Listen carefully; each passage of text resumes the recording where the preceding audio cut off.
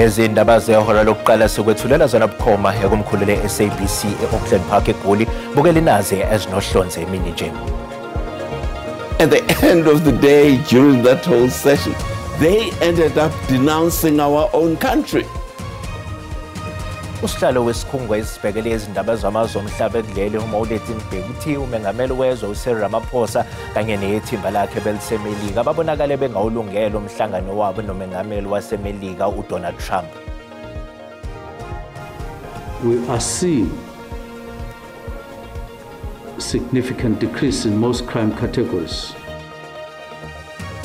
Ungqongqoshe wamaphoyisa uSenzo Mchunu kanye nokhomishana wamaphoyisa uGeneral Fani Masemola bethule izibalo zobugebengu sesigamu sesine sonyaka wemali wedlule. Bavele enkantolo yemantshi yaseNew Brighton abasolwa ababili abasolwa ngokuweba izingane. Ukuthola kube kwembukeli ngiyakwamukela ezindabeni zehora lokuqala ezikunqa phambili kanti futhi ke ezihamba phambili la kweSABC1 Mzansi for sure kanjalo ke na kweSABC le haye igama lami nginguDaud Phungula.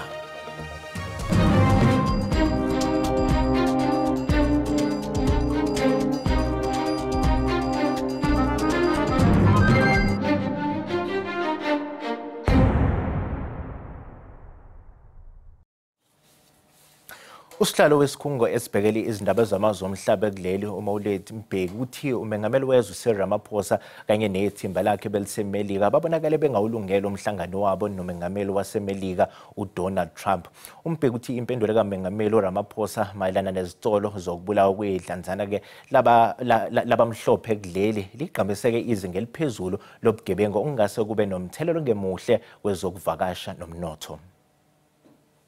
Many things have been said about South Africa. It took the head of state to go to White House to sit down with President Trump and to put the record straight for the first time face to face. And President must be applauded for that. Unogilele we-ANC ufikile Mbalula uchaze njengoba impumelelo umhlangano buphakathi kaMengameli wezwe uCyril Ramaphosa kanye nowasemelika uDonald Trump. Kepha ngakolunye uhlangothi usihlalo wesikhungo esibhekele izindaba zamazwe omhlaba kuleli uMauleti Mbeki uthi ithimba lakuleli ngabe likwazile ukuqhamuka nezimpendulo eziphusile uma ngabe belulungele ngokwanele lo mhlangano. They didn't rehearse. They should have rehearsed for this question because they knew it was coming. Trump has been repeating this many times. So they knew the question was coming. And they should have had a rehearsal as to how it was going to be handled and who was going to handle the question and what were the issues that were going to raise. Umbeki uchaze izimpendulo zethimba lakuleli njengezingaxosha abatshali imali kwazise ezigqamise kakhulu udaba lokudlanga kobugebengu. They ended up denouncing our own country. I mean, I was shocked. Our own presidential delegation is going to the largest economy in the world with the most visible president in the world, and they're telling the world we're a crime-ridden country. So what are they doing to the tourism for South Africa? What are they doing to the reputation of the country if they're going to the White House to say we're a crime-ridden country? Anyway, Trump didn't ask them.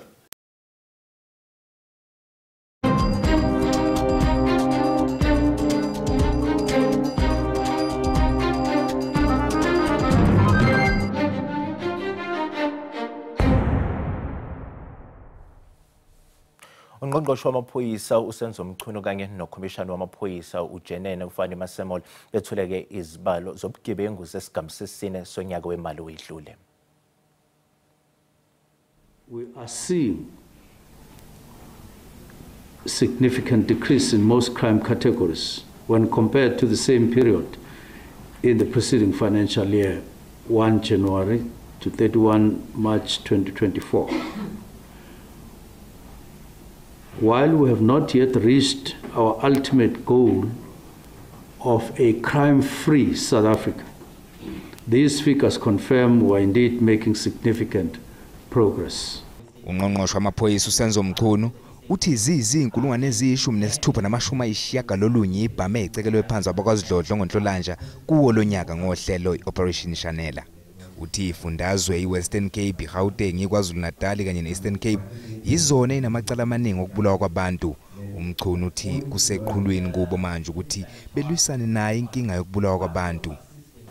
We have identified a number of priorities in the policing space, namely reducing the murder rate in the country. Udlame olusemkhakheni omatekisi kungenye yezinto abazobhekana nayo ngqo abakwaZidlodlo ngokusho kaMchunu. Taxi violence is also receiving our attention. It's a task we are tackling together with my counterpart in transport. Ungqongqoshe ubonge abakwaZidlodlo ngomsebenzi abawenzayo waphinde wabanxusa ukuba bengaphela amandla.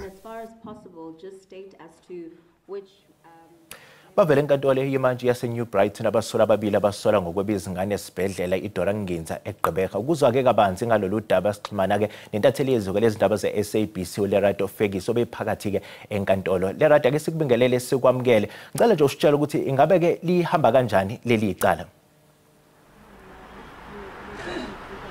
Ndiyabulisa uMantyi uzikhabile wazibeka phansi izityholo ngakumrhalano wesibini uSiphokazi sithi i-2 charges ze-kidnapping uzibeka phansi. So uSiphokazi ke wakhululwa umrhalano wokuqala yena uzophesha nge-30th kaMeyi for i-bail application. Kodwa ngoku ke masithethe ngabanzi ngelityala ngomelwane kaSiphokazi qala Majamelane. Mama, njengomntu ongumelwane kaSiphokazi xa ubona ipicture yakhe kumakhasi onxibelelwano uzive njani ukusiva umntwana kuthiwa ngumntu othathe inxaxheba ekuncediseni umntu ukuxhela umntwana esibhedlele?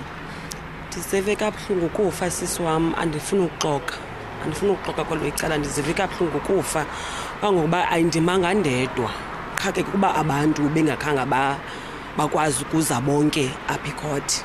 So ngebelapha babekuthiwa banamandla wokuza. So ndaqonda uba mna mntu ondiba ndinechance yokuza mandize ndizokunika isupport ummelwane wam umntana ngesele umntana wakhe. Sisi, xa uthetha noSiphokazi uthi uthathe njani inxaxheba bathethe nalo sisi omncedisileyo okanye omsebenzisileyo phofu yena uSiphokazi kule nto befuna yenza phaa iDora Nginza? Asikafumani chance ke yokuba sithethe noSiphokazi, yeyona nto singekayifumani ichance. Yile nto andifuna ukuthi ke unoba mhlambi uyifumene njani ndibe ndingathazisa uba ndizabe ndiyangathazisa xa ndizawuthi uSiphokazi ufumene la sisi uyifumene njani ichance yokuthetha noSiphokazi, kuba kwayona siva ngondivu bangabana uSiphokazi kuthi kulaa ntombi incedisile ukuba umntana noSiphokazi. Yiyona nto ke sisafuna uyiva kuye bangabana xa sidibene naye ba kwenzeke ntoni. So andizokwazi uyidandalalisa ngalo mzuzu apha ba ndithi uSiphokazi udibene njani naye. Ogqibela mzali, niziva njani namhlanje i-charges uSiphokazi zichithwe zonke? Sisiva kamandi ukufa sisi, kamandi. Ndivuya ukufa, ndiyavuya, and ke ngoku noba sizawulala ubuthongo kuba besingalali andifuna ukuphosisa. Besingalali bendivuka nasekuseni ndivuka ndithandaze ngoba ndincedisana nomama wakhe engumntu othandazayo. Because uyathandaza lo mama lo mzali uyathandaza ndifuna ukuphosisa. So besincedisana besitatshana efowunini hayi ndiza kuqa ndithandaze ngokusiguqa sithandaze. Nokumelwane kaSiphokazi sithi bayavuya njengoba isityholwa ezi-charges against uSiphokazi zichithiwe. Umrhalelo wokuqala yena uzowaphesha apha kwinkundla yaseNew Brighton eGqeberha ngomhla we-30 kaMeyi kule nyanga. Kodwa masibe back to in studio. Sibonga kakhulu yona-ke intatheli yeziko lezindaba ze-SABC uLerato Fegisi esibikela bukhoma senkantolo-ke yemanje yaseNew Brighton eGqeberha. Njengamanje-ke sisathi qu ezitolo, kanti uma sibuya sizokuphathela uWT. Even if we have to sit late on Tuesday and Wednesday, I want to conclude the arguments. Inkantolo ephakeme se-Western Cape izolalela izethulo zokugcina ngaphambi kokuba ikhipheke isinqumo ngolwesine eSaldanha Bay ecaleni labasolwa abathathu abasolwa-ke ngokuthumba intombazanyana uJoshlan Smith.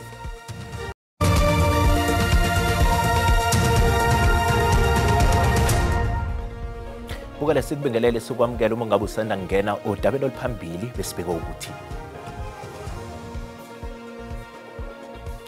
usihlalo wesikhungo esibhekele izindaba zamazwe omhlaba kuleli uMoulette Mbeki uthi umengameli wezwe Cyril Ramaphosa kanye nethimba lakhe belisemelika babonakele bengawulungelo umhlangano wabo nomengameli wasemelika uDonald Trump. Bukela sikhumbuza ukuthi lezi indaba ziyatholakala ku-YouTube naku-SABC Plus. Ngena kuzo uzicinge ngamagama athi SABC izindaba nakanjani uzosithola ngomjalo bazo. Iphini likaMengameli wezwe uPaul Mashatile utshela abomkhakha wamabhizinisi kwelaseFrance ukuthi iNingizimu Afrika izibophezele ngokwandisa nokuqinisa ubudlelwane bokuhwebelana phakathi kwalamazwe omabili. Kanti kube khuluma emhlanganweni wabatshali imali weNingizimu Afrika neFrance oqhubeka eParis. Kanti ngaphezulu kuka-70 billion wamarandi imali efakwe izinkampani zaseFrance ngokwesivumelwano esashicilelwa ngo-2018 phakathi kweFrance neNingizimu Afrika. It shows that we are very serious about what we are doing to increase trade between South Africa and France. We have enjoyed good relations with France for many years, and now we want to expand. We want to ensure that we also look for new opportunities between our business people from South Africa and business people from France. There are a lot of opportunities in the energy space, in infrastructure, and so on. So we are quite happy that trade is going to increase between our two countries. Lo wabengumengameli wezwe uThabo Mbeki uthi njengoba ingqungquthela ye-G20 izobanjelwa kuleli ngasekupheleni konyaka unethemba lokuthi izwekazi Afrika lizosebenzisa leli ithuba ukuchaza kabanzi ngemigomo egxile ekuthuthukisweni kwezwekazi ke. Kanti uMbeki ubekhuluma nezithunywa namhlanje ekseni ngaphambi kwesifundo seminyaka yonke iThabo Mbeki Africa Day Lecture ezobanjwa ke kusasa eDar es Salaam eTanzania. We are chairing the G20 as a continent, and the AU is a member of the G20. And therefore, this is, in a sense, a golden opportunity for us to elaborate policies about the development of Africa, which become part of global policy. I do hope, indeed, that the contributions we've made here will help in terms of achieving that objective. Inkantolo ephakeme yase-Western Cape izolalela izethulo zokugcina ngaphambi kokuba ikhiphe isinqumo ngolwesine eSaldanha Bay ecaleni labasolwa abathathu abasolwa ngokuthumba intombazanyana eyayineminyaka eyisithupha ubudala ngesikhathi ilahleka nyakenye uJocelyn Smith. Ijaji Erasmus utshele abasolwa bobathathu ukuthi bazohanjiswa kwamanye amajele ukuze bakwazi ukuvela ngaphambi kwenkantolo ephakeme yase-Western Cape ehlele eSaldanha Bay ngolwesibili njengoba kuzobe kudingidwa kabanzi ngesigwebo sabo. Mr. Paulus, Mr. Van Ryn, Ms. Smith, you're going to be transferred today to Malmesbury and to Langebaan. You will appear in Saldanha on Tuesday. We anticipate that we'll finish the matter on Thursday latest next week. U-Erasmus uphinde waqinisekisa ukuthi uzimisele ngokuphothula izingxoxo ngolwesithathu. Even if we have to sit late on Tuesday and Wednesday, I want to conclude the arguments for the latest Wednesday evening.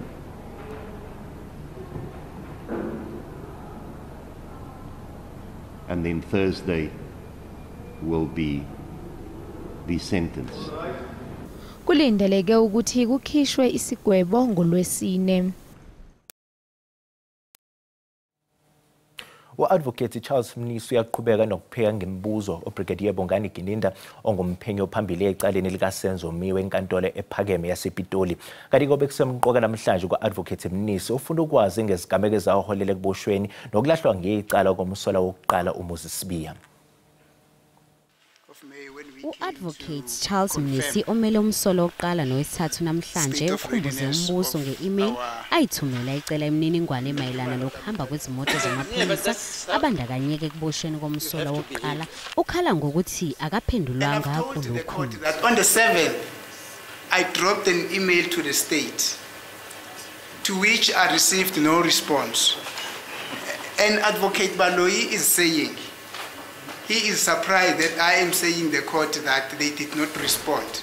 U-Advocate George Baloyi uphawule ngokuthi okushiwo ngumnisi kungamampunge ngoba umbuso wayiphendula i-email ayithumelanga. On the 7th of May at 12:48 we wrote the following to Advocate Mnisi. Dear Advocate Mnisi, your request has been noted. We will establish what the position is and revert. And here Advocate Mnisi is sitting. So you responded and saying through that an we, email? Yes, saying that because we it says you never responded. We didn't respond, you know. But as I say, really, we don't want to go that route, my lord. Kanti ngesikhathi uGininda engenelela kulokhu bese ecacisa ukuthi imoto yohlobo le-BMW ayihamba ngayo yayingenayo i-tracker futhi lokhu kwaqinisekiswa nawuphiko lwezomhloli. And I can indicate, my lord, that I did follow that up, and there was a statement from a general of crime intelligence which indeed confirmed that the vehicle was not fitted with tracker for covert reasons, and that statement was disclosed. Icala lihlekiselwe uMsulu.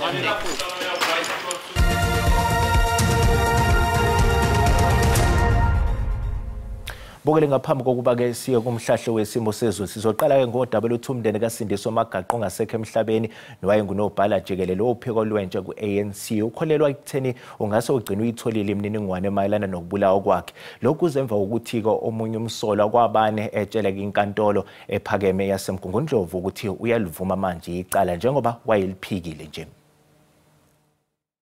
Umfowabo kaSindiso Magaqo uLwazi uhluleke nokuzibamba izinyembezi.